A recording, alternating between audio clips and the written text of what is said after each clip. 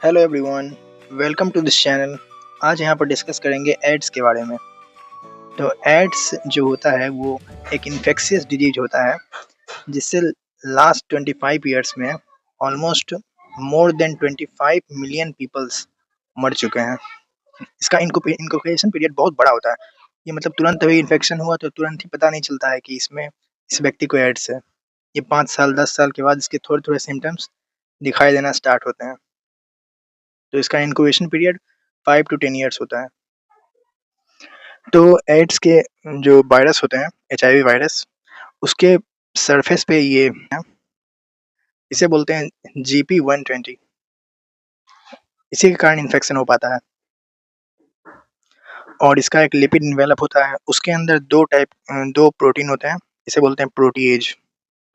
और इसके अंदर ये जेनेटिक मटेरियल होता है जो कि दो सिंगल स्ट्रैंडेड आरएनए होता है, एक सिंगल स्ट्रैंड और दूसरा सिंगल स्ट्रैंड।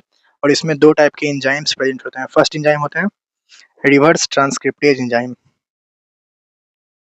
ट्रांसक्रिप्टेज और सेकेंड एंजाइम होते हैं इंटीग्रेज एंजाइम। तो इसके सरफेस एंटीजन जो होते हैं GP120, यही जो होते हैं वो CD4 रिसेप्टर जो कि प्रेजेंट होते हैं हमारे बॉडी के टी हेल्पर सेल के ऊपर और माइक्रोफेज के ऊपर, तो उससे बाइंड करते हैं। तो ये अगर ना हो तो ये इन्फेक्शन नहीं हो पाएगा। ये बहुत इंपॉर्टेंट चीज होता है GP120। ये देखना, रिस्पॉन्सिबल फॉर इन्फेक्शन, इसी के कारण सारा खेल होता है। तो नॉर्मल ह्यूमन जो होता है उसके अंदर टी हेल्पर सेल्स जो होते हैं उनका नंबर होता है 1200 पर क्यूबिक मीटर।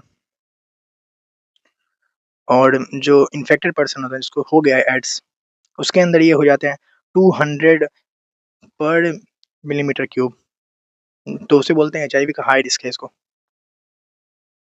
तो इसके डायग्नोसिस के लिए हम लोग सबसे पहला करते हैं एलाइजा टेस्ट, जिसके अंदर हम लोग एंटीजन एंटीबॉडी इंटरेक्शन को चेक करते हैं। उसके बाद लेकिन अगर उससे भी कंफर्म नहीं होता है, सबसे बेस्ट मेथड जो होता है कंफर्मेटरी टेस्ट, वो होता है वेस्टर्न ब्लॉटिंग। इससे बिल्कुल क्लियर हो जाता है कि इस व्यक्ति को एड्स है या नहीं है। इसके ट्रीटमेंट के लिए एंटी रेट्रोवायरल ड्रग्स या देते हैं जो कि बहुत कम या पार्शली इफेक्टिव होता है। मतलब कितना भी ड्रग दे दो, अंत में मौत होना निश्चित है। हाँ, ये होता है कि कोई व्यक्ति अगर 10 दिन में मरने वाला है तो वो 10 दिन में ना मर के 1 महीना बाद मरेगा, लेकिन वो मरना तो फिक्स है। या फिर आरटी इनिबिटर दिया जाता है इसके ट्रीटमेंट के लिए, जिसका एक पॉपुलर नेम है AZT, एजिडोथाइमिडीन। फिर प्रोटीएज इनिबिटर। तो आइए समझते हैं कि ये एचआईवी वायरस का पूरा साइकिल कैसे होता है, सारा खेल कैसे स्टार्ट होता है। तो देखिए, ये एक नॉर्मल बॉडी का ये मैक्रोफेज है। मैक्रोफेज सेल हमारे बॉडी के बहुत इंपॉर्टेंट सेल होते हैं जो कि फेगोसाइटोसिस करते हैं और जो हार्मफुल केमिकल जो आते हैं उनको मार कर भगाते हैं।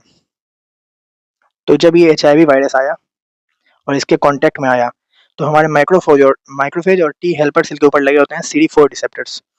तो इससे ये बाइंड कर जाता है। इसका जो GP120 ये जो है ग्रीन वाला, वो इससे बाइंड कर जाता है।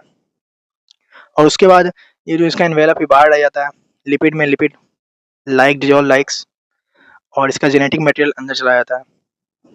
तो ये दो सिंगल स्टैंडर्ड आरएनए इंटर कर जाते हैं। उसके बाद ये अपना खेल शुरू करता है।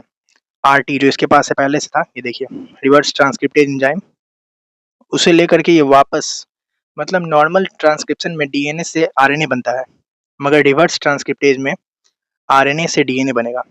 तो यहाँ आरएनए से सिंगल स्टैंडर्ड डीएनए बन गया जो कि वायरल है। उसके बाद ये अपना इंटीग्रेज एंजाइम निकालता है और उससे फिर हमारे बॉडी के यानी मैक्रोफेज के जो न्यूक्लियस हैं, मैक्रोफेज के न्यूक्लियस में जो डीएनए, हमारा अपना डीएनए जो है, उसके साथ इंटीग्रेट कर जाता है।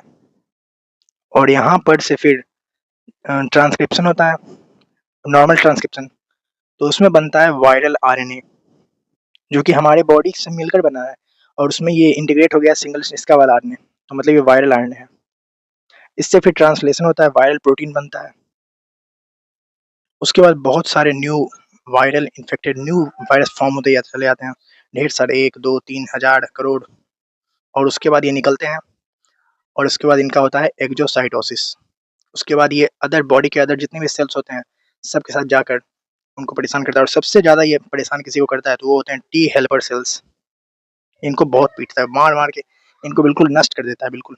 इसीलिए इसके टेस्टिंग में जो एलाइज़ा ये भी होता है, उसके टेस्टिंग में टी हेल्पर सेल का नंबर जो होता है बहुत कम हो जाता है। ये मैक्रोफेज में जाते हैं, इसके न्यूक्लियस से ये अपना जेनेटिक मटेरियल को रेप्लिकेट करते हैं, मगर इसको खत्म नहीं करते, मैक्रोफेज का नंबर कम नहीं होता है, बट टी हेल्पर सेल का नंबर बहुत कम हो जाता है। ये जाते हैं और मैक्रोफेज से निकलने के बाद टी हेल्पर सेल को मार डालते हैं।